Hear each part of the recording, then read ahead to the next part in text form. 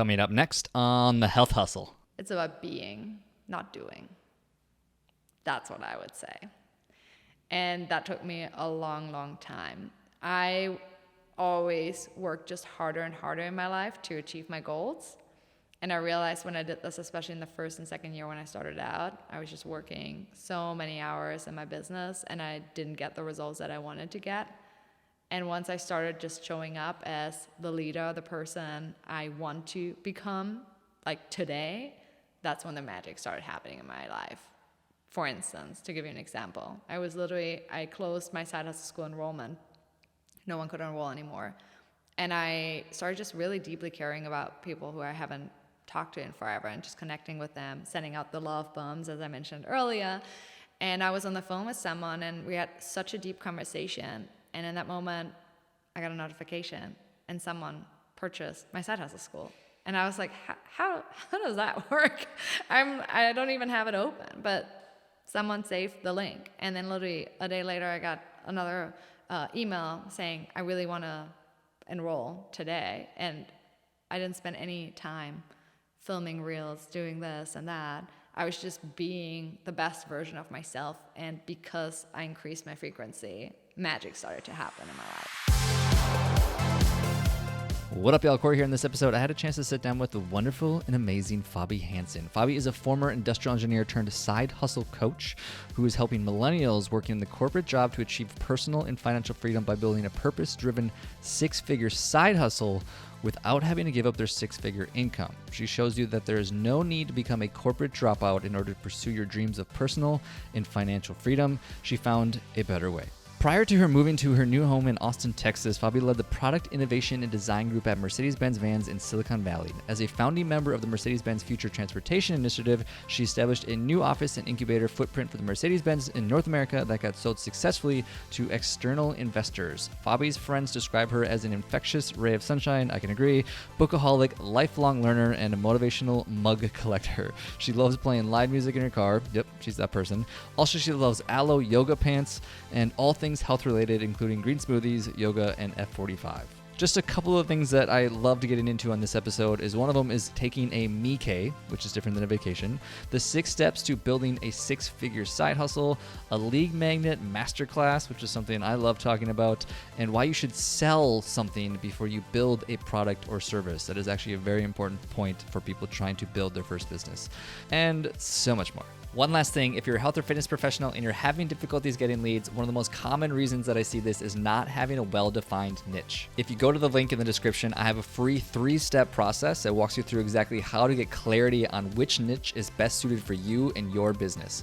Without further ado, let's go.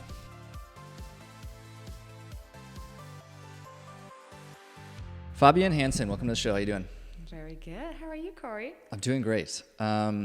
I am excited to talk to you because I think that there's a lot of value people can get out of just really the basics of building a business, since you primarily help people initially start a side hustle and then maybe that turns into something. And I think that there's a lot of overlap in what we talk about and what we teach from starting a business and marketing and niche marketing and all those things. But before we get into any of that, where I would actually love to start is you grew up in Germany. Correct. I know nothing about Germany.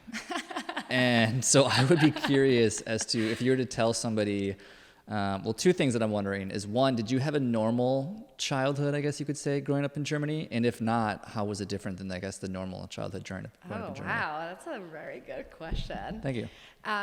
Did I have a normal childhood growing up? I mean, I would say as a kid growing up in Germany, there's a lot more rule following, I would say, right? So that's also one of the reasons why entrepreneurship later on is, I think, not as common in Germany, and that's why I feel more home in the US. My 2 cents on this. I would not say that I grew up in a normal way, because I definitely had a lot of childhood trauma when I grew up. And I think also that in Germany, it's handled very differently than it is in the US. What do you mean by that?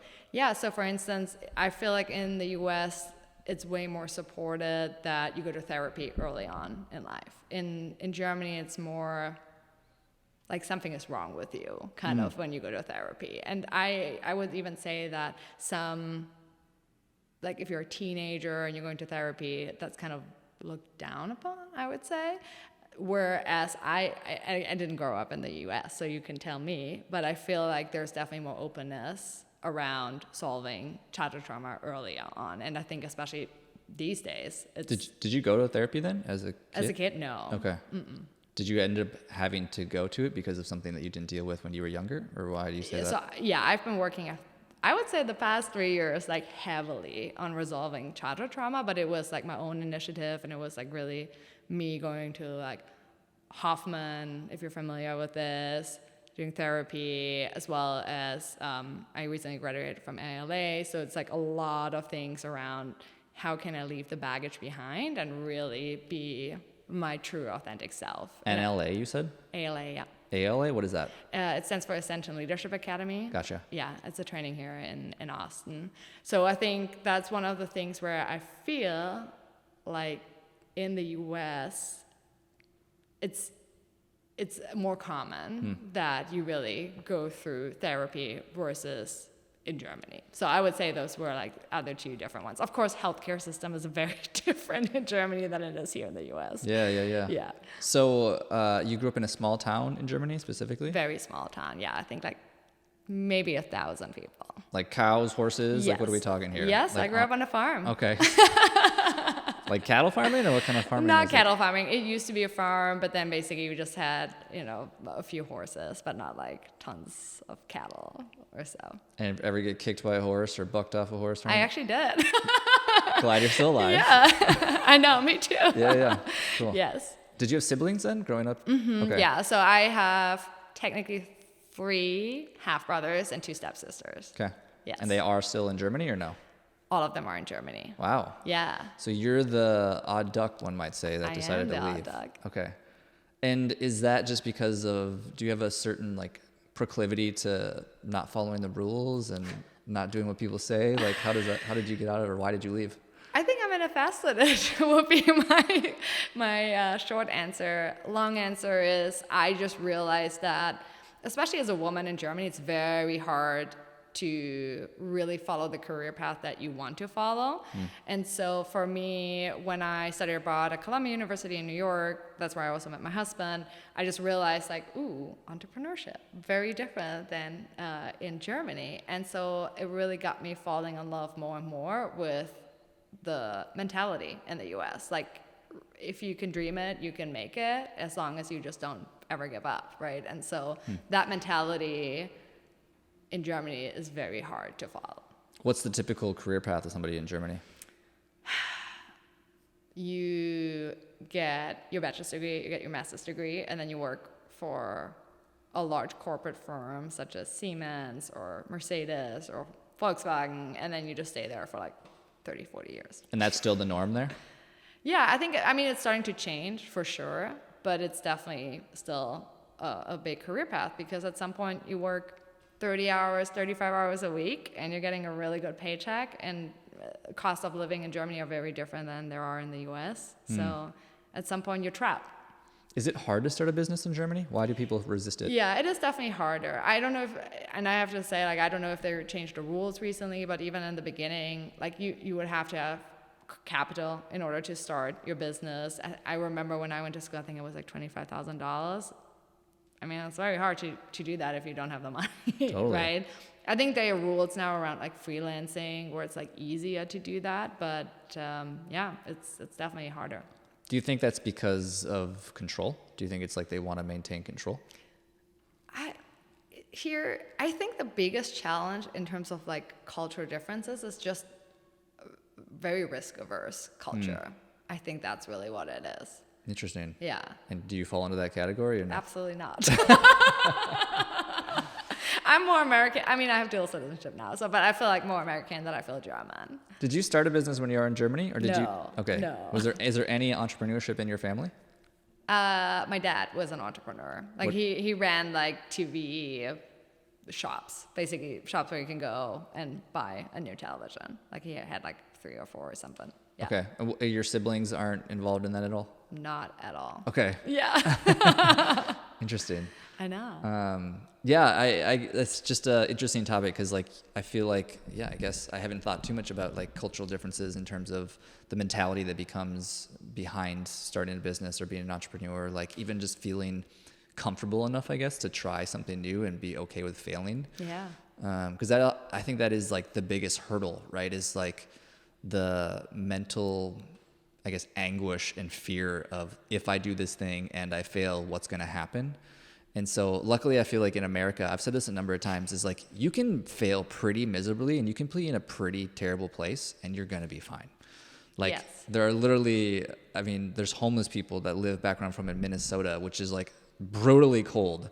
And it's like, if they can literally have nothing and be okay, Yeah. it's like, I feel like I could fail a business or two and probably be okay. Yeah, and I mean, here's the thing too, right? Because when you start out, it's like, oh, what if I get sued? What if I lose everything? Of course, but here's the thing, you learn the skills, right? So even if you land on the streets, like you have the skill set to go back up. So Sure. that's why I'm no longer like afraid. I used to be afraid where it's like, oh, what if I lose my house? Like, oh, single member LLC, right? Like all of these different things, right? And now it's like, whatever, Yeah. sue me. Yeah. For no, sure. don't, but. I love that. Okay, so then and you eventually went to college for engineering and business in Germany. Would you say that the German education on business is different at all in terms of? Absolutely. Okay, how is it? It's just, it's a very different system. And I know it because I went to Columbia University and University of Hamburg, so I have like the pure contrast. In Germany, it's very theoretical.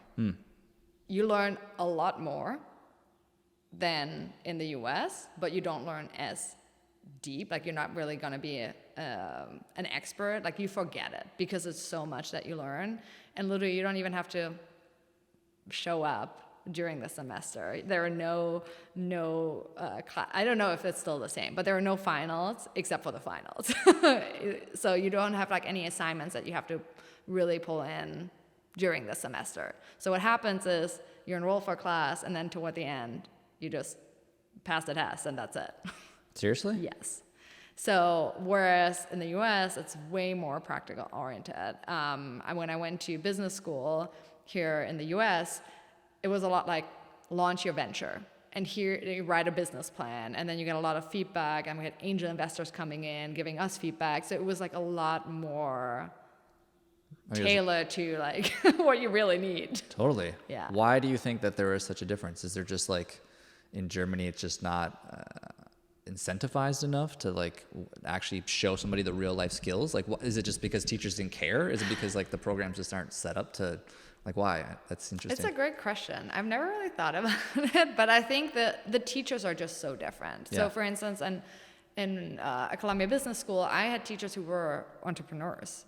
Right? And so they just came in and like taught what they learned. This is what I did. Exactly. Which this is how it should be, right? Always learn from the people who are ahead of you. Totally. But in Germany, it felt a lot like they went through a curriculum, they learned the curriculum, and they taught the curriculum. It wasn't really the real life experience. I mean, I think it's probably changing again. I haven't really lived in Germany for 8-9 years now, so maybe it's different now. Yeah. That's always been my beef with just education in general, honestly, is, I mean, I feel like anyone you ask will agree on this statement, is that you always learn best by doing. Oh, absolutely. End of the day, right? And so 99.9% of education in general, especially like K through 12, is, to your point, it's like abstract. It's like, okay, how am I applying this? How is this useful? Without that, I think you posted about the other day of like, it was something about like fun or curiosity or something like that leads to the best learning. I can't remember what it was, but something along those lines. Yeah, play. Thank you. Yeah. And there's so much truth to that, right? Is like, have you ever heard of world schooling? No, I have not. So I've been talking to my girlfriend about this because we were talking about kids, whatever. And one of the things that I found really interesting for like some people are taking this new approach to educating their children. It's called world schooling. And essentially what it is in a nutshell is that you allow your children to pursue the things that they're genuinely curious and interested in, and then let them go. Like, let them learn on that topic, right? And the trick to it, though, is like you don't let them like bounce all over the place. Obviously, it's not just like playing video games or like just browsing YouTube. It's like something that they're actually wanting to learn, and then letting them just kind of pursue that thing, as opposed to the opposite of what it is now, is like learn these facts, read this book that you don't care about, study this president that you've never heard of, that you don't actually really, you know what I mean? Like, Oh, absolutely. it's such a different way of thinking about the aspect of energy and passion, and play is like really important concept of learning anything.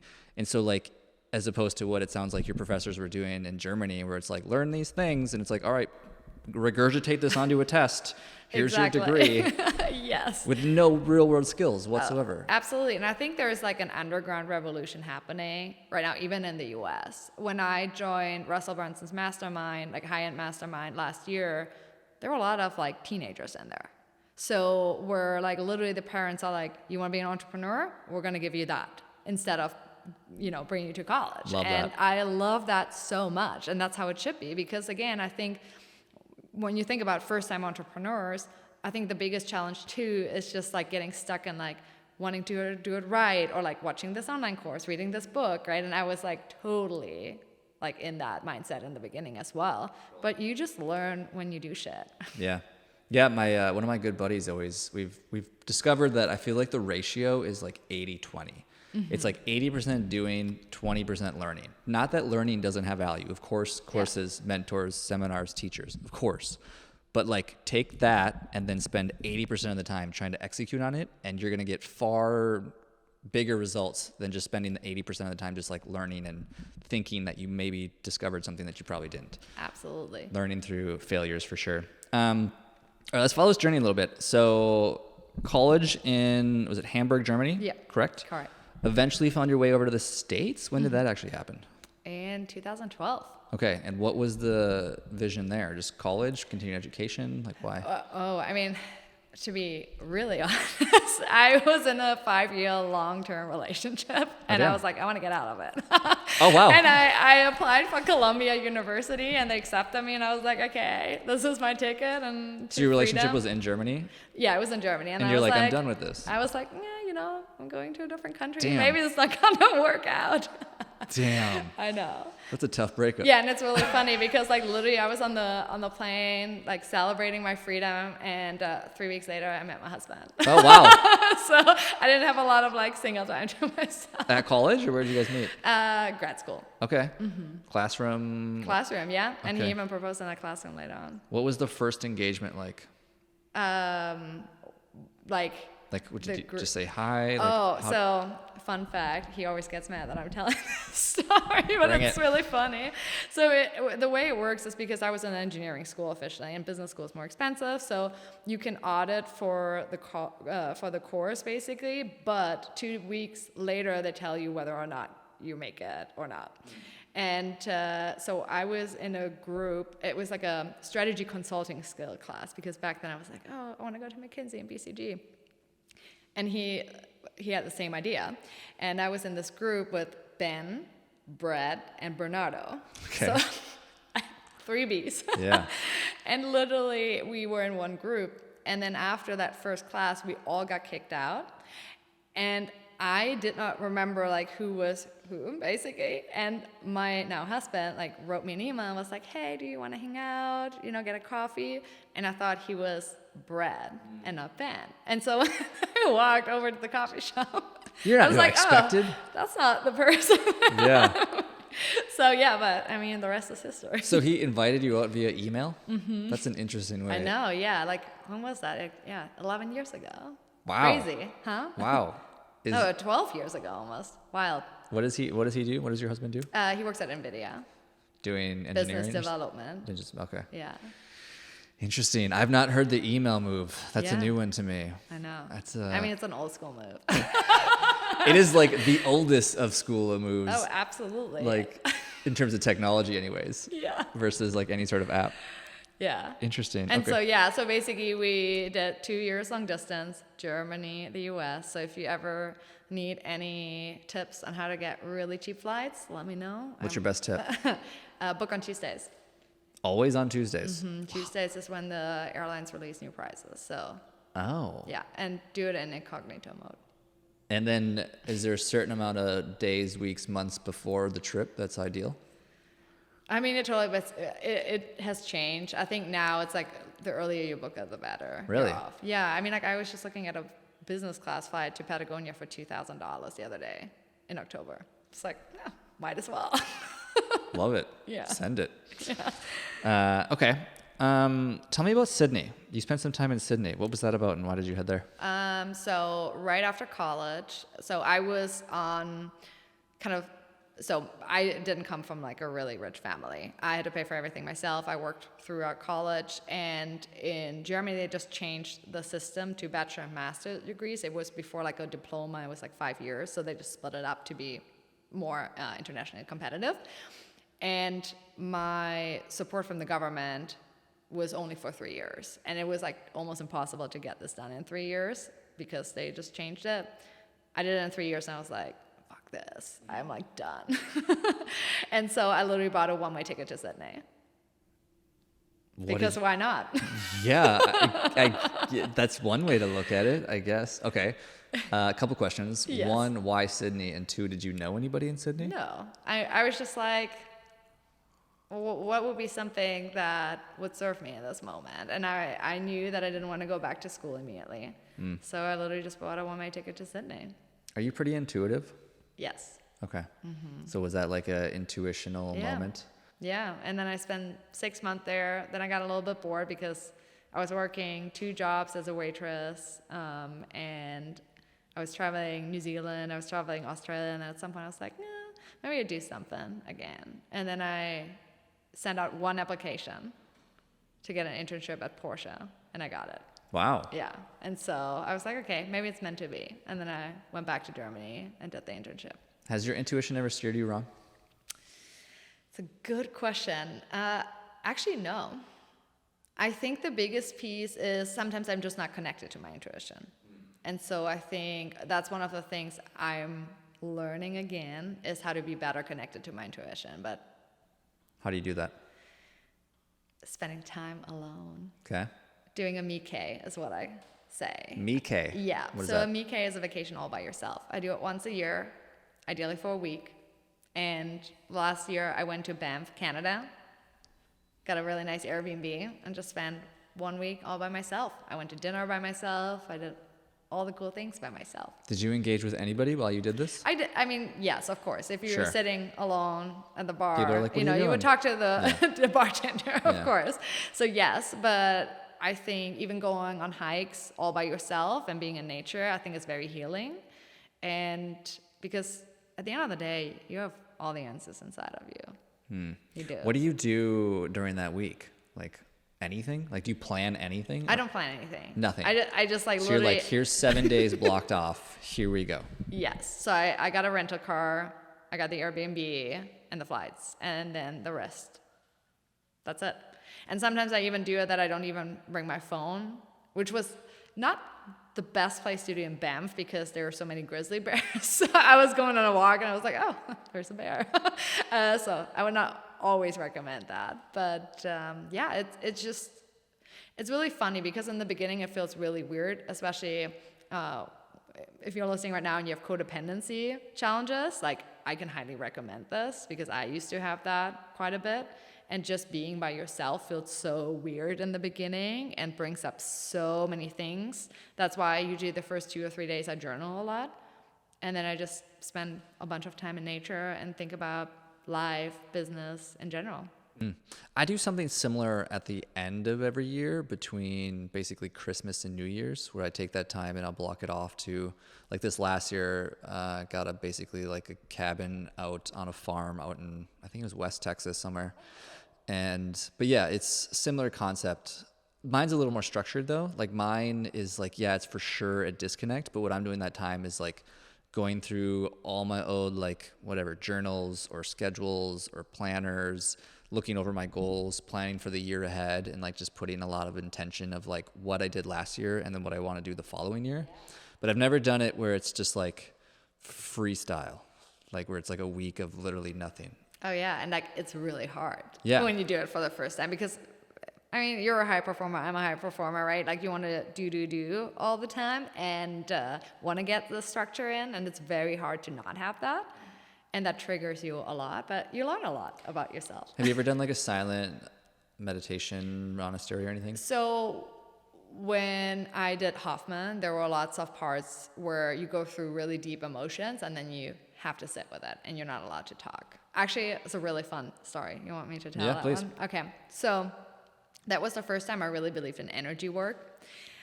Before, it's always like, oh, a little bit woo-woo, like, is this really a thing? When I started really deeply going into my childhood trauma and healing it, there was this one night at Hoffman, and Hoffman is in California. They have like a really beautiful place there, and lots of deer and sheep, but they're all fence. And there was this really, really nice view where you could see the sunset, and there was a fallen tree, and after that one exercise where I was like, okay, I'm like starting to feel really peaceful, let me just sit down on this tree. While I was sitting there on this tree and watching the sunset, I just closed my eyes and I was like, I'm ready to forgive my parents. And I could feel how like energy was flooding inside of me, and I like something shifted. And then a few minutes later, I hear like, meh. And I was like, what the heck is going on? And I turned around, and I kid you not, Corey, like over like 60, 70 sheep just moving toward me. Whoa. And just surrounded me, and I couldn't escape because I was like at a hill. Like it was like literally like a cliff, and all these sheep just surrounded me, and I was just sitting there. I was like, what the heck is going on? And you don't have a phone. So I was like, what am I going to do? Like, I would have loved to capture this. But then I turned around, and like two other friends who did Hoffman with me, they were like, what's going on? And I was like, this is a really weird thing. And then I closed my eyes again. I was just smiling. And then one of the sheep like came closer and like rested its head on my knee and like looked me in the eyes. And I've never been that close to like a wild animal before. And I was thinking, should I be concerned, or is this like something good? And then the next day I talked to my coach there, and she was like, Fabi, you shifted your energy. And when you're at peace, you're at a different frequency, and then you show up as a leader, and that attracts people around you. And that was my big aha moment where I was like, oh, energy matters so much. Totally. Yeah, I think they say that even just like our eyes alone can only consume of like 0.03% of the information that's actually happening around us. Yeah. So, and that's like the majority of what we think is the world is through our eyesight. And that's only like 0.03% of what's actually happening. Insane. Yeah. Insane. So, okay, that story is crazy. Yes. Very much believe. I mean, because animals in general obviously pick up on things that we obviously don't. Of course. Dogs pick up all the time. Like whenever you're sad, dogs will know. Totally. Yeah. So what was it that you felt like you had to forgive your parents for? And how did you feel after that happened? Yeah, great question. So backstory, my dad, when I was 4 years old, kicked my mom, my brother, and me out of the house in the middle of the night. And I've never seen my dad ever since. Wow. So, like, yeah. So that was a big, crazy event happening. But then, you know, I also later found out that he was gambling. He was an alcoholic. He was cheating on my mom. My mom was cheating on him. So it was like a lot of anxiety around me, and kids pick up on this, right? And so one of the biggest pieces that I always was wondering is why I don't feel safe in certain situations.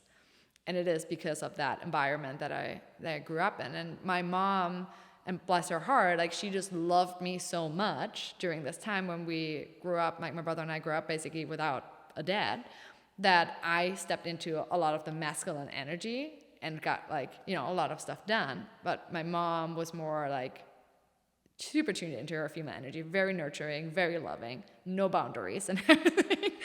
Whereas I was like really stepping into more the male energy. And for me, what I found out over the past 3 years is like once I start balancing both energies, that's really where the magic happens. And I think that was one of the things where I forgave them for my dad like not chasing me or like not coming back to me, but also at the same time my mom for loving me too much, if that's even a thing. Totally. But yeah. So you have no idea about your father? No. Where he is or what he's doing? No idea. Are you curious? Of course I'm curious, but also I feel at peace with it. So, Good. I mean, if I were to see him, I would definitely talk to him. It's not like I would be like, what's going on? Have like you tried to find him? So I know that he lives in Hamburg. Okay. Yeah, which is funny because that's where I went to school. But yeah, I don't know. I've always been thinking about next time I go back to Germany, if I just stop by and say hi. I think I'm at a good emotional state where I would do it. But I also know the history that he has with my mom, and it could be that he projects that to me. But yeah. Not that I'm trying to have a therapy question with you. Yeah, I love it. But no, I do think it's interesting, right? Is like, because I mean, if you wanted to get his phone number or something, like you probably could, right? Like, I don't know. Could you? It's a good question. I mean, like, Yellow Pages is no longer Yeah, really a for thing. sure. So, I mean, Because your mom doesn't have any connection with him either? No. Okay. Like, he completely burned bridges with everyone in the family. Wow. Yeah. Interesting. Well, I hope he's okay. I hope so too. Yeah. Well, I only say that because like it makes me think of my grandpa passed away this past year. I'm sorry. And it's okay. Like he lived a great life, but it was one of those things where I know there was some conflict with my uncles, his sons, right? And to the point where like literally like it was never resolved and he passed away. And it's like I just think about my uncles and it's like, do you really want to carry that around? Yeah. Like this grudge that they carry. Not that you hold a grudge versus your father, but like just that like I know my uncles did with my grandpa and it's like that just seems crazy to me. Like you would never want to resolve that to the day he died. It's like, whoa. It is insane. Yeah. And that's one of the things actually that I learned over the past few months actually. It's one habit that has changed my energy so much. I do it every morning, first thing in the morning, is I block 10 minutes and I literally send love bombs, right? I look at my phone, people I haven't talked to in forever, and just send them like an appreciation note. Like, what do I appreciate about them? And I saw that you posted some stuff as well, of like getting really nice messages. And every entrepreneur knows this. When you make an impact and you're getting paid for it, it's like the best feeling. Totally. It's like I mean, I don't have kids, so I don't know if that's like the next level of it. But that alone is like the best way to do work. Totally. Well, there's so much. It's weird. I was actually reflecting on that exact thing actually at a music concert recently. This is Warren Zeidler. I can't remember. It's a country music guy. Anyways, my girlfriend and I went to one of his shows. And as he was performing, I couldn't help but think of like, there were all these people in this room and they were super excited and passionate and loving something that he created. And there's like, I know how that feels, right? Is like when to the point about the messages that I got, it's like when people get value out of this thing that I created is like the most rewarding, fulfilling thing ever. It's like, because it's so vulnerable, right? It's like Exactly. You create this thing, whether it's a business or a course or a podcast show or music or art or whatever, and then you like present it to the world and you're like, do you like it? Right? And like more often than not, most people probably don't. Oh yeah. And they probably won't like it for a long time. But then when you eventually like get to that point where whatever it is that you're creating, whether it's business or art, whatever, and people like it, it's like, whoa, that feels really good. Yes. To know I like created something that didn't exist and now it exists and people like it. It's like, what the hell? It's the craziest amazing. thing. Yeah. And do you have a feel good file? No, what is that? Okay, so every time I get really awesome comments on social or I get handwritten notes, I collect them all. So I have a space in my office where I collect it, and every time I feel like, should I really do this, right? Because you always have that nerd coming out at some point. I always go through it. It's game changer. Really? Yeah.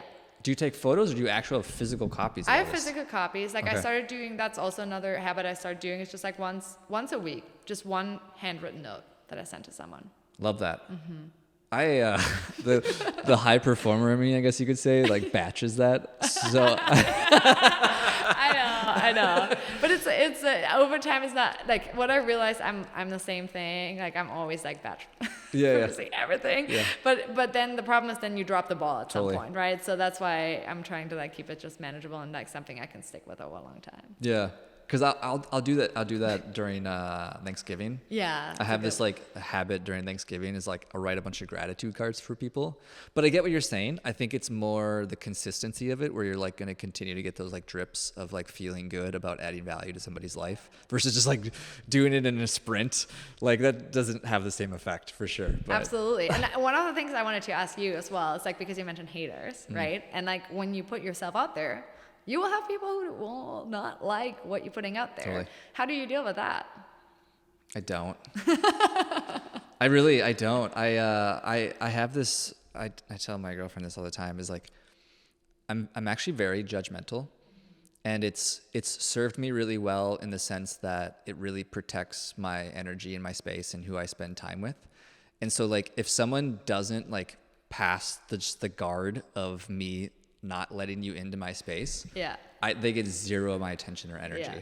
So like, I really don't. It's like, if they don't even pass the gate, it's like, I already know, it's like, you're not my human, I'll move on. Yeah. And like, that's just a me thing, right? I think I know a lot of people that it definitely hits them a lot harder. But for me, I'm just like, I am honestly a very judgmental person. And so like, if I don't think you're a good person, I'm just like, done. Yeah. So I don't know. What do we do? I feel like women are definitely struggling more with this, like especially the female entrepreneurs I coach. I think the biggest piece is really, it's not about you. It's about them. Totally. Right? And that's the biggest. There's a really good book, The 4 Agreements. Yeah. And just don't take, Don Miguel or something like that. Exactly. Yeah, you got it. And I think the big piece is really just, of course, don't take it personally. Because here's the thing. If I were to say, Corey, you have very blue, like weirdly weird blue hair, you would be like, yeah, so what, right? Because it doesn't hit. But I do know that if it's something that I would say that is important to you, or a value that is important to you, and I would say like, oh, you're not that, then it would hurt you probably more so than the blue hair. Totally. And so I think the big piece is whenever you get negative comments, 1, it's always about them. 2, is there something maybe in there that you can take as feedback and just, cut out all the emotion and work with that. But also the other piece too is because I do coach a lot of content creators too, where it's like death threats, like all of that coming. And do you really want one complete stranger on the internet to give them all the power of the impact that you can have in the world? Totally. I think about that all the time when like, I remember I had friends or even like ex-girlfriends who they wouldn't go to certain occasions because of like certain people that are there. And I always found that framing of just silly to me, because it's like, you're going to stop doing the things that you want to do and you're going to stop living your life because of someone else. Like that to me was always like mind shattering. Like you're not going to go to this thing that you want to do because somebody else is there. You literally just gave them all of the power. All the power. Which is crazy to me. 2 thoughts on that like hater thing though. Actually, I literally just did a panel with a couple of friends of mine on personal branding, and that was actually one of the questions when we did some Q&A was like, how do you deal with haters? And it was a really good question, because actually one of my buddies that was on the panel, he ran the Austin Marathon, and during the marathon, he films a lot of content, but somebody else in the race literally like was giving him the middle finger as he was like running next to him at the Austin Marathon, right? Which is the craziest thing to me. I was talking to him afterwards. I was like, did that actually happen? Like, was this guy actually giving you the middle finger? And he's like, yeah, man. He's like, honestly, I think he was just mad that he was in the footage or in the camera. And I was like, still though, like to give somebody the middle finger to me was crazy. And his response though was amazing. He was basically just like super kind. He's like, love you, brother. Have a great race. And just like kept running, like totally just like shot it off. But I was like, that's crazy to me. Yeah. Like, I mean, here's the other thing too, that took me a while to realize, but every event is neutral, right? Like him putting the middle finger up is neutral. Like you do like what your friend did, like you interpret it the way you want it, right? It could be like, Chris Lee always says, like, it could be half a peace sign, right? So it's up to you how half a peace sign? I actually love that. I know, right? I'm using that. That's amazing. I know. It's so good. I think the other thing to add to that, I guess just to finish that topic and wrap it up, is that no one's hating on people underneath them or below them or behind them. Exactly. Right? Like the people that are like, think of like all your favorite, whatever, influencers, business entrepreneurs, creators.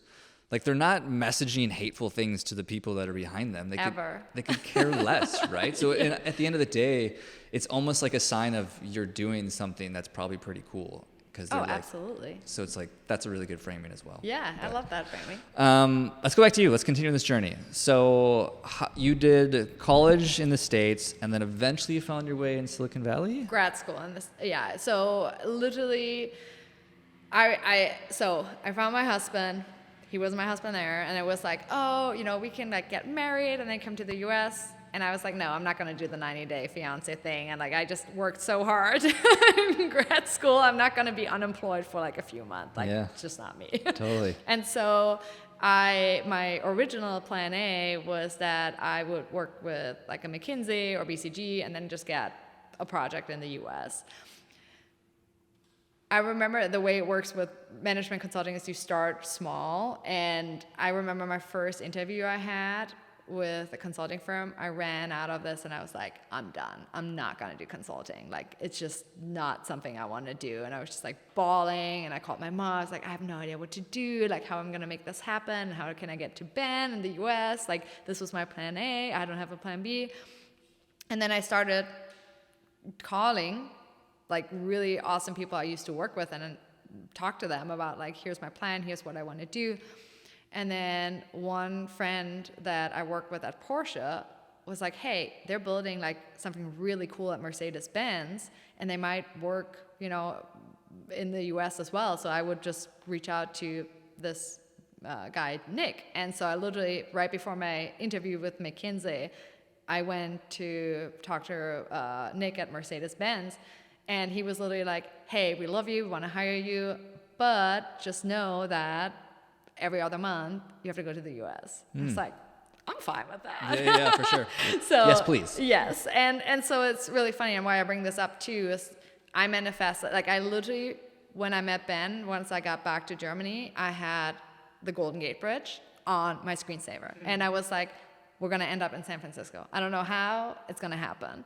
And so when I walked out the first interview, the management consulting interview, and I was like, dang, this is not going to work. Like, I don't want to do this job. It just doesn't feel aligned with who I am.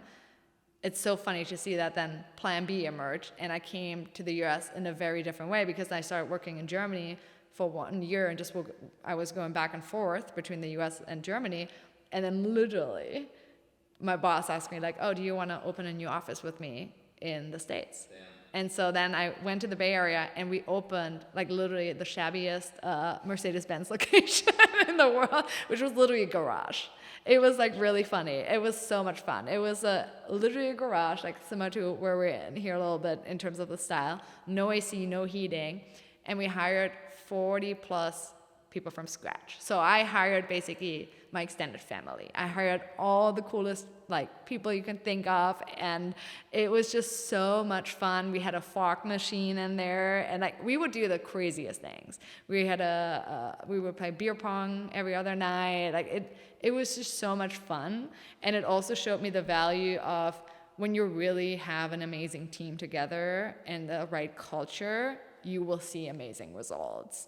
And that's how I really got like really hooked into like entrepreneurship. I was like, I want to build a company. Like, this is exactly what I want to have. This was all in San Francisco? Mm-hmm. I'm surprised they didn't already have a location. So they do have a location in Sunnyvale, but this was for Mercedes-Benz vans, so they didn't have a location. So we literally built a new office there, and it was like an innovation lab.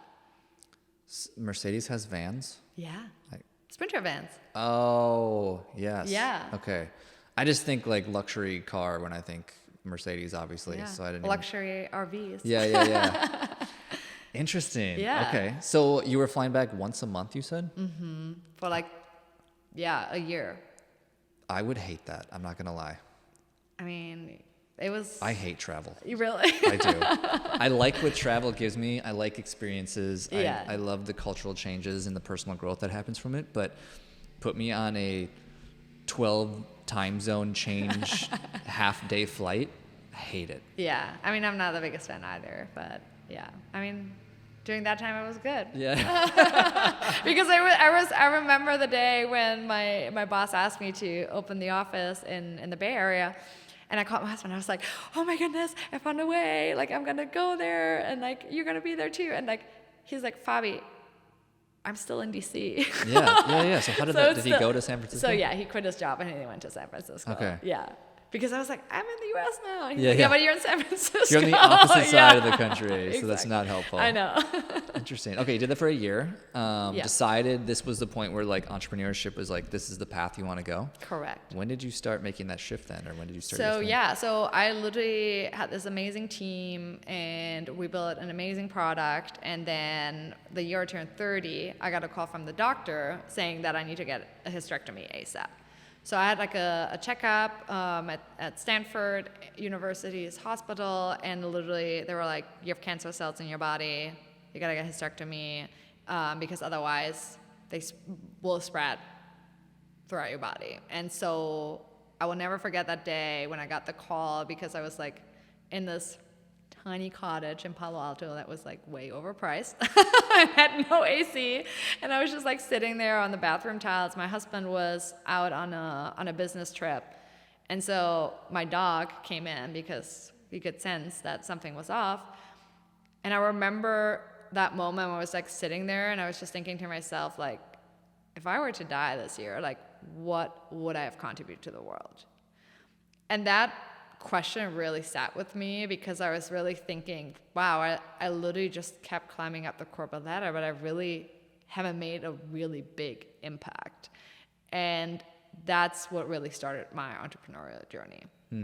How did you start figuring out what you wanted to do then? I know. No freaking clue what to do. You knew you wanted to impact, but no idea how. Yeah. So the fun part was, so instead of getting the hysterectomy, I got like a different procedure done. But I changed my mindset, and I changed my diet and everything. And then I got the test results back, and there was no cancer anymore. And I was like, what is going on? Like, your body has a lot of power. And that's where I realized, like, oh, personal development and all of that just got me really excited. And so when I started out, I literally was like, maybe it would be cool to have like personal development tips delivered via email like once a day. And so that's how I started. I call it Your Success Daily. And I remember I got like feedback from my friends, like, this feels like school. This doesn't feel like work, like this doesn't feel like fun. And so I was thinking, maybe this is not the right thing. But I wasn't still sure about it. So I called a professor from Stanford University that I was really close with. And he's like, oh, I love that you're now an entrepreneur. Like, tell me about your business. And I was like, yeah, it's like this really cool newsletter once a day. And like, I can like monetize it these ways. And he's like, Fabi, so who's your ideal customer? Everyone. I was like, everyone who's interested in personal development. Classic. Of course. Yeah. It's so funny in hindsight. I'm like, oh gosh, embarrassing. Yeah, I still haven't connected with him after this. I'm like, I'm probably gonna clean that one out at some point. But yeah, so and then I was like, okay, I'm not gonna do this. And so I tried something else. I was like, oh, there's like such amazing entrepreneurial talent kind of locked away in the corporate world. And I was thinking, okay, if I can unlock them and they do what they love, then that will be really awesome, and that will really help the world. But the way I was thinking about it first was, oh, maybe I can help them climb up the corporate ladder faster. So I created this leadership course, and I literally, Corey, I like locked myself in my DIY office for like 8 months. I filmed everything, every time I like curled my hair perfectly, and like all of, the total like perfectionist.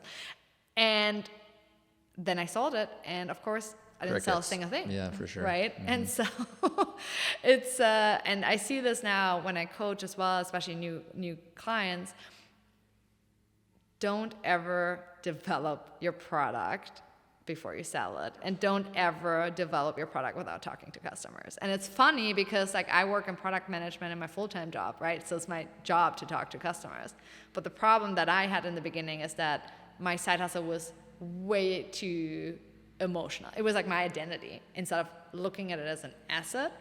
So one of the things that has helped me a lot is like I have a hat, literally, when I walk into my office, and I put it on and I say, today I'm CFO, today I'm CMO. And then I look at it from the lens of asset management instead of like my identity. And it has been a game changer. Literal hats. Yes, a little hat. I need photos of these hats. Yeah. This is crazy to me. Okay, I love this. I think the thing I most want to pull out of this is something that, shout out to Noah Kagan, who, do you know who he is? He just wrote a book called $1 Million Weekend, and he's done a phenomenal job of promoting this, and it's definitely become like a bestseller. But the punchline that I really pulled from it is that, exactly to your point of basically talking to your customers, like figuring out if people are actually genuinely excited about the thing that you have to offer, and then make it, or then like create it, or build the product or the course or whatever it is. And I get why people do it. I honestly do. People do it because it feels productive. it feels like you're moving in the right direction, but it's actually procrastinating fear of rejection. Oh, 1,000%. Is literally what it's doing. It's scary to be like, do you like this thing, and be rejected and have them say no? That's way scarier than hiding and like building and creating this thing and then coming out in public and be like, now do you want it? And it's like, nope, still don't, because you never asked me in the first place. Exactly. Right. And the other thing too, when you start involving customers early on, they're going to become your best friends, and they actually love co-creating with you, like the content or whatever it is. So I think the other big piece too, I wish someone told me earlier, is even like when you have a failed launch and you've done all the steps, how important copy is. Like, no one's really talking about that. When I started out, like, no one was like, oh yeah, like change your headline and like conversion goes up. I was like, what? Let me try. And like, I mean, it works. Drastically too. Drastically. Like you like can, the headline, holy smokes. Something I've been using a lot more, I do a lot of website design, and something I've been using a lot more lately is adding a little social proof next to the button.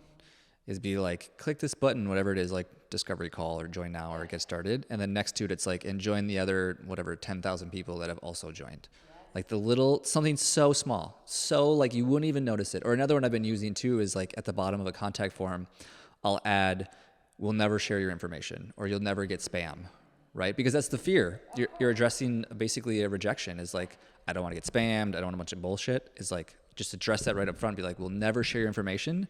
Way higher conversions. Yeah, and it's so funny. It's to your point when we were talking about this earlier, right? Like you learn when you do things and when you test things, and don't be afraid to test different methodologies. I think the copy part, to me, like I wish someone told me that earlier, because it really makes such a big difference. And I remember when I created my first lead magnet, I hired a copywriter to go through it, right? That was before ChatGPT. And I had like, I don't know, it was like 22 pages of how to overcome failure and everything.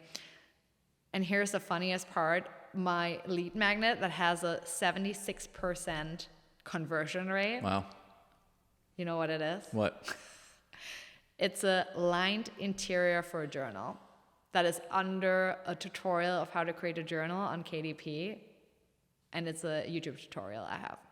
A lined tutorial? Yeah, it's a lined interior for a notebook or a journal that you can download. Oh. That is part of the tutorial in a YouTube video. Oh my gosh. Insane. And you just figured this out through testing, or what? I figured this out because I was like, oh, maybe I can create a lead magnet out of this, right? Because I was describing how you can launch a journal on KDP, and during my competitive analysis, I saw a lot of people being like, oh, buy my interior like template for $5.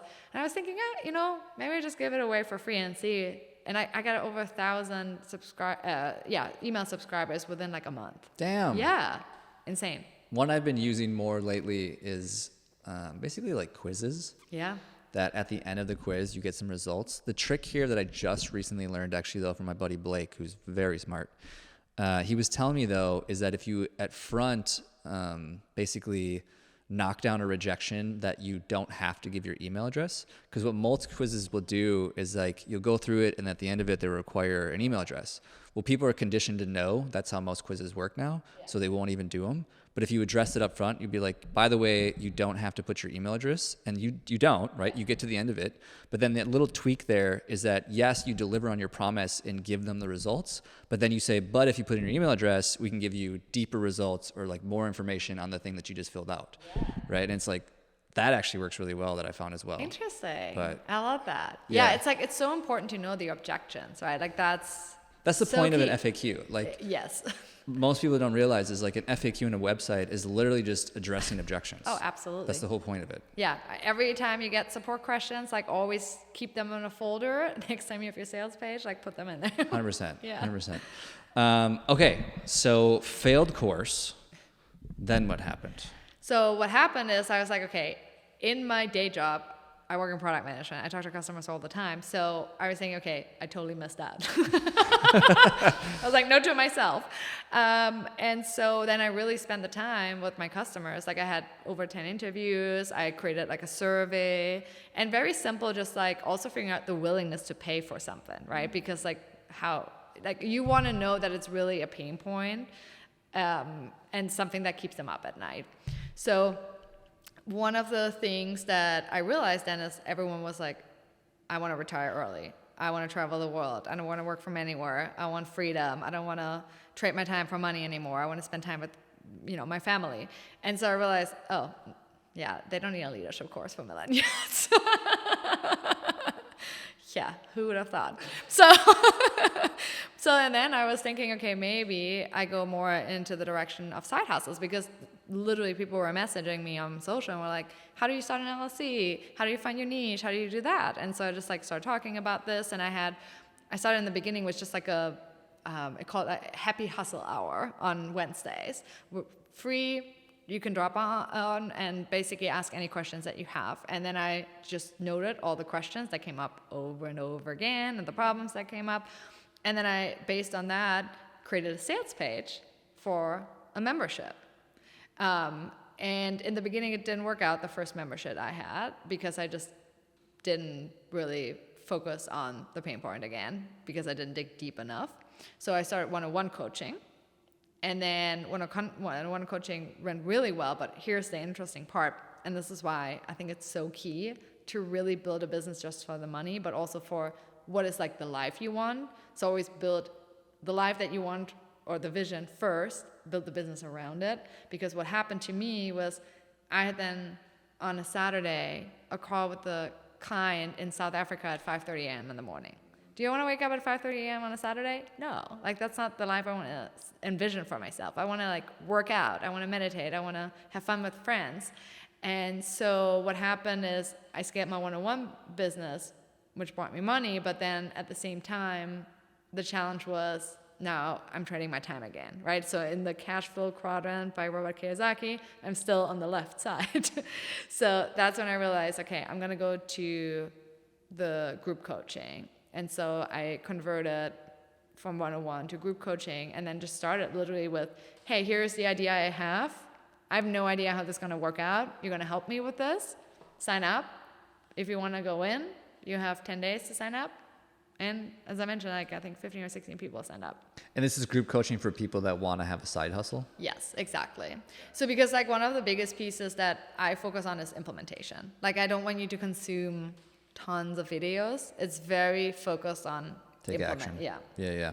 So is it basically just taking them one step at a time, is do this and then circle back, now do this, circle back? Exactly. Because for instance, I have a 6-step process. So it's building the base, building fans, building the brand, building for fit, building the business, and then building the funnel.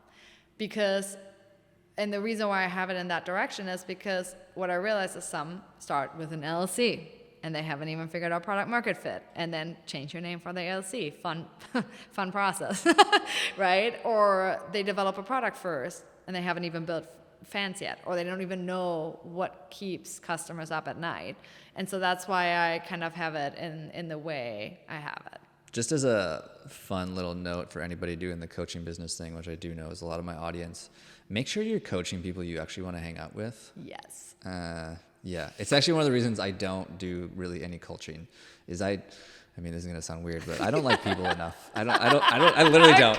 I don't want to have. And you're running a podcast. I know. I like helping people, but I don't want to have that many conversations, I guess you could say, or have that many people in front of me. I love that. And I mean, it comes back to, right? What is the life that you want? Sure. And if you don't want to have one-on-one coaching, why would you? I think it's good when you start out so that you get paid while you learn. For sure. But yeah, I'm with you. Not to, and to that point, not to say that I haven't spent a lot of time having conversations, running surveys, understanding pain points, really listening to my audience. But that doesn't necessarily mean I want to have a coaching business, which is very different. But. And you got to figure out, and that's the beauty of entrepreneurship. You figure out different things and see what do you like, what do you not like, and just go all in on the things you like, and don't go all in on the things you don't like. Yeah. What you mentioned the 6 steps. What were the first 2 again?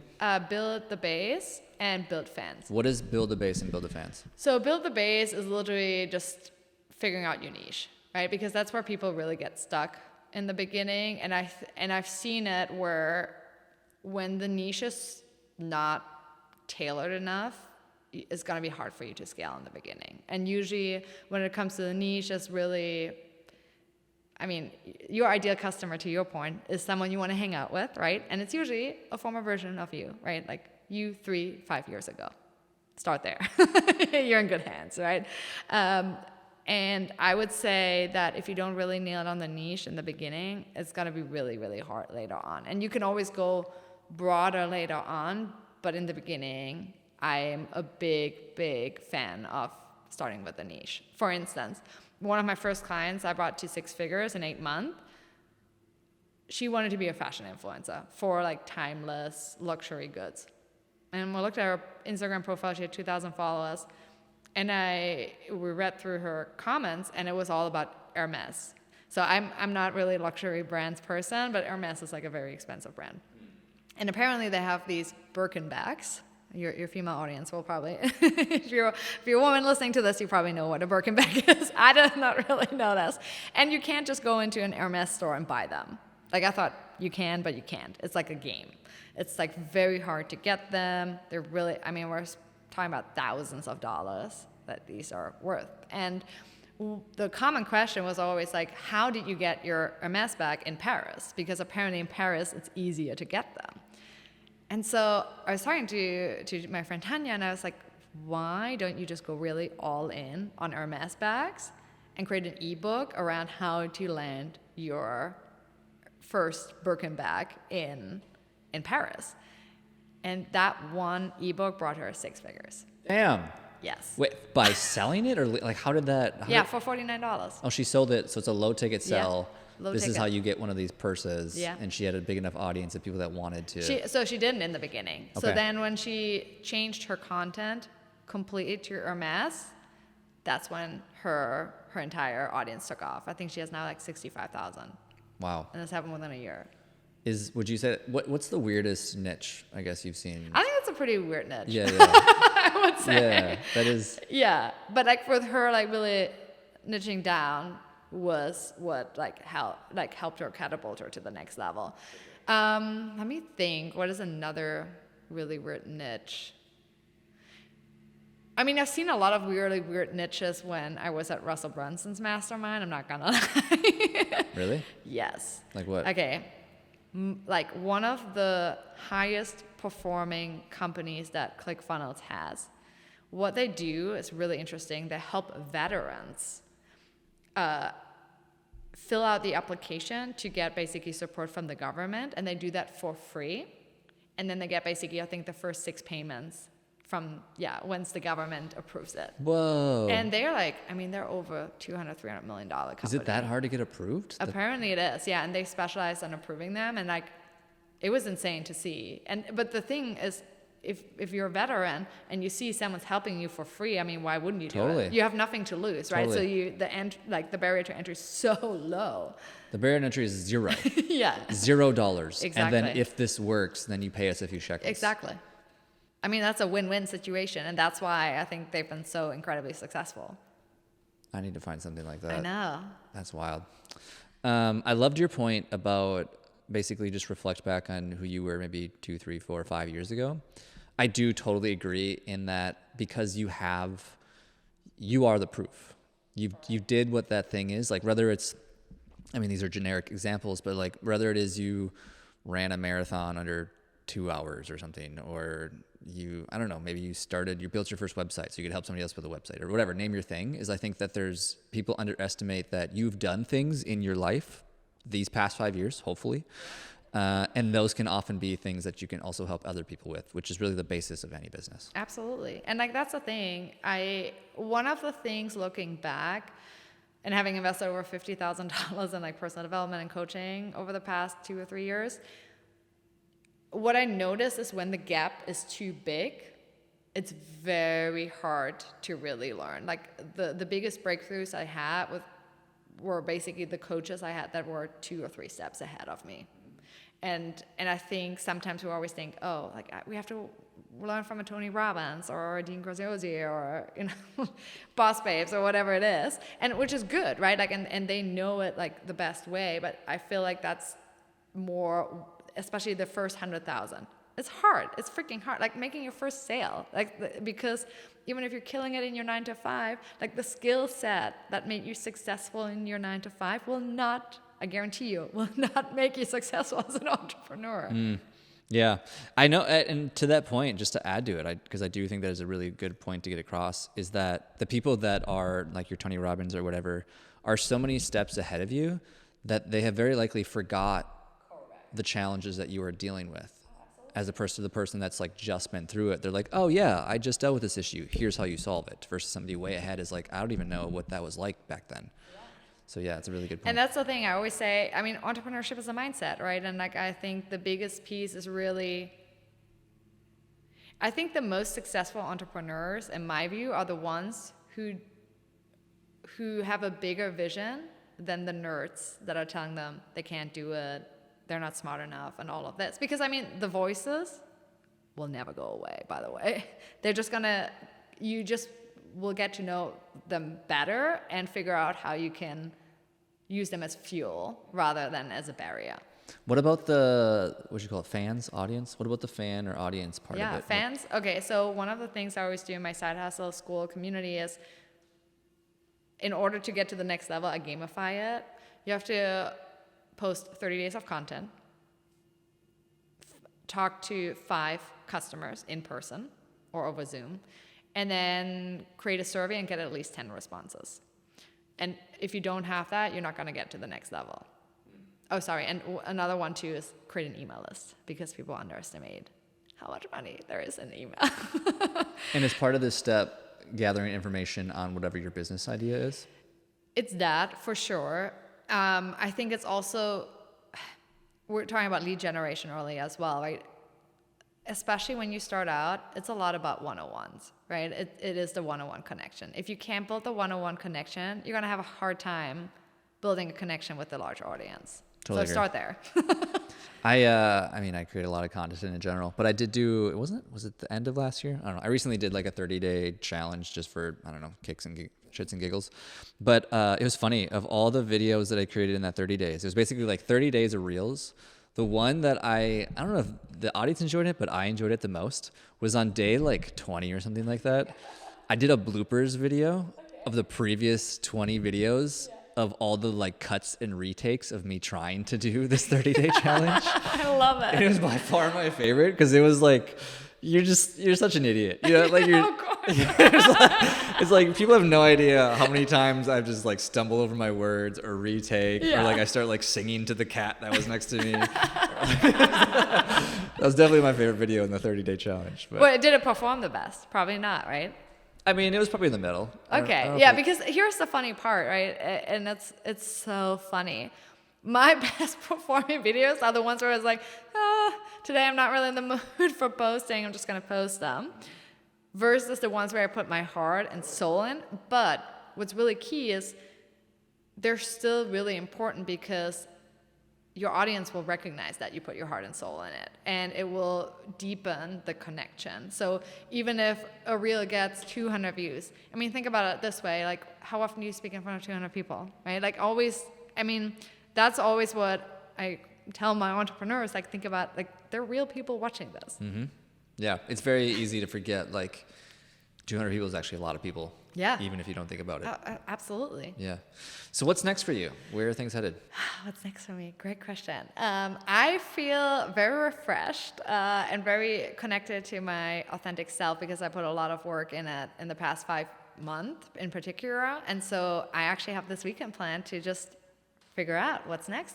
Wow. So it's a good question that you bring that up. Stay tuned. Exactly. Stay tuned. But I definitely, I think for me, I want to tune in more into what I really love doing and outsource more of the things I don't want to do, right? Because like you have to fire yourself in a lot of different areas in your business. So for everyone who's like listening and saying, oh, I want to start a business because I really want to be in control, I think the opposite is true. How can you fire yourself so that you can actually do the things that you want? But going all in on one product. And for me, it's Side Hustle School. I definitely want to scale that. And I want to go all in on my YouTube channel. Love that. Yeah, it's kind of killing your darlings I feel like is a big part of it's hard, it's painful, it's legitimately, it reminds me of I spent a month out on a farm out in Austin, and quick story was it's a husband and a wife that live there, and they had way too many ducks on this farm, and they have chickens and longhorn and goats and all sorts of animals, dogs, and but they reached a point where they had too many ducks on the farm, and the husband, Graham is his name, he was telling his wife, he's like, we need to get rid of some of these ducks. And she's like, well, what are we going to do? He's like, well, we're going to kill them and eat them, right? And he's like, but you're going to have to pick which ones live and die. Oh. And so they like herded them all into the little shed, and she starts like handing them outside the shed for Graham to take these ducks. And what she didn't know is Graham was outside like breaking their necks and like throwing them in a bucket. And he goes, yeah. And she comes out of the shed and sees like all the ducks just dead in the bucket and just starts sobbing. And she's like, how did you kill them so quickly? I literally just handed them to you. And the reason I tell this story is that I feel like sometimes business feels like that, because I do a lot of things, but if I want to do any of them well, I have to kill my darlings often. And so it's challenging. You have to. And I mean, here's the thing too is, yes, we're really good at a lot of things, but there are people out there who are way better in certain things, right? And I just had someone reach out to me on Instagram, and she was like, oh, I think you can optimize your YouTube thumbnails. Like, pay me $8 via PayPal. I'm going to make you some thumbnails. Wow. And I was like, sure. Like, I mean, why not? And test it and see if it works. Because like, again, I'm not a graphic designer. If someone can do it better than me, like, why would I not hire someone? Totally. Yeah, I'm in the same stage. It's like learning to let those things go and to put them in other people's hands. It's tough though, control issues. Oh yeah, absolutely. I have a round of rapid fire questions. It's whatever the first thing is that comes to mind. Love it. What's your best business advice? Sell before you develop. What's your best marketing advice? Create one-on-one connections. What's your favorite part about entrepreneurship? Best personal development course you can have. When are you the most productive? Mornings. Who is your inspiration? Lewis Howes. Oh yeah, he's a great podcaster. Yes. Tell me one secret or something most people don't know about you. When I was in college, I wanted to become a tornado hunter. Really? Yeah. Out in like, where is that? Like mid-Central America? Yeah. I don't know why. Interesting. Yeah, that's very random. Did you watch the movie Twister? Yeah, I must have as a kid. It's a great movie. They made a remake of it actually. I know. Did you see it? I haven't seen it yet. What would you change about yourself?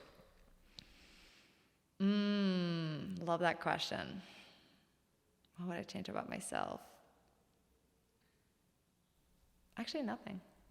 Tell me what's your favorite app or resource right now? Asana. What is that? Oh, Asana is like a to-do, like Trello. Like a to-do list. Gotcha, like a productivity. Yeah. Typical. Running away? Are you running away or are you running towards something? Running towards something. What is that? My vision. Enough. Favorite part about Austin, and you can't say the people. Favorite part about Austin, but I can't.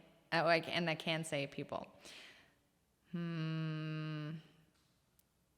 really like Mozart's. The coffee shop? Yeah. On the river there? Mm-hmm. I go there like on Friday mornings just to journal. Yeah. Love it. That's a great spot. I haven't been there in a long time, actually. Yeah, it's a really cool spot. Thanks for reminding me of that. I have one last question. Before I ask that question, I want to acknowledge you for forgiving your parents, for pursuing business in both America and in Germany, for trying to climb the corporate ladder and realizing that it wasn't for you, and for helping other people get free from the corporate world and build their own business. So thank you. Thank you, Corey. And I want to acknowledge you as well, because I mean, the way we met was through Hannah, basically. And I just love that you were so open from the start, that we had so many great conversations already. And I'm just very grateful that you put yourself out there despite things that might have been holding you back, and that you have a really thriving website business. And I'm really excited to learn more about that at some point too. And I just really acknowledge you for like literally walking the walk, and just stay as curious as you are right now. Thank you. Yeah. I appreciate that. I am a blasphemically curious person. Last question. Before I ask the question though, what's your plug? Where can people find you? YouTube, I would say, is the best one. I have tons of passive income tutorials on YouTube. So just use my name, Fabienne Hansen, which is not the easiest to spell. So that's why you can just look for Side Hustle Coach. I just added that as a tag. And so you will find me when you look for Side Hustle Coach. Side Hustle Coach. I like that. It's catchy. It's really whatever your best piece of advice is to your younger self or somebody else in the similar circumstance of like ground zero of starting a business or getting into entrepreneurship or even discovering that as a world. So if you were to go back to like talking to the early days of what is this entrepreneurship thing and what do I do and what do I focus on, what's maybe the best piece of advice you'd give to them or your younger self? It's about being, not doing. That's what I would say. And that took me a long, long time. I always worked just harder and harder in my life to achieve my goals. And I realized when I did this, especially in the first and second year when I started out, I was just working so many hours in my business and I didn't get the results that I wanted to get. And once I started just showing up as the leader, the person I want to become, like today, that's when the magic started happening in my life. For instance, to give you an example, I closed my side hustle school enrollment. No one could enroll anymore. And I started just really deeply caring about people who I haven't talked to in forever and just connecting with them, sending out the love bombs, as I mentioned earlier. And I was on the phone with someone and we had such a deep conversation. And in that moment, I got a notification and someone purchased my side hustle school. And I was like, how does that work? I don't even have it open, but someone saved the link. And then literally a day later, I got another email saying, I really want to enroll today. And I didn't spend any time filming reels, doing this and that. I was just being the best version of myself. And because I increased my frequency, magic started to happen in my life. I love that. That's great advice. Cool. Yeah. Thank you for being on the show. Appreciate it. Hey friend, thanks for listening to the show. And if you have any feedback for me about the show or any other guests that you'd want to see in the show, definitely shoot me a message. I love engaging with my audience and figuring out how I can provide the best value possible to the people listening to this show. Before you go, I only have one ask of you, and that would be to check out my 3 Tips Tuesday newsletter. It's 3 marketing tips every Tuesday specifically for the health and fitness entrepreneur to help them attract new leads. If you press the link in the description, it'll take you directly to the archive of all my previous newsletters, and you can decide for yourself if it's something for you. If you end up finding it helpful, you can just sign up for the newsletter and you'll get it in your inbox every Tuesday. Thanks again, and keep hustling, my friends.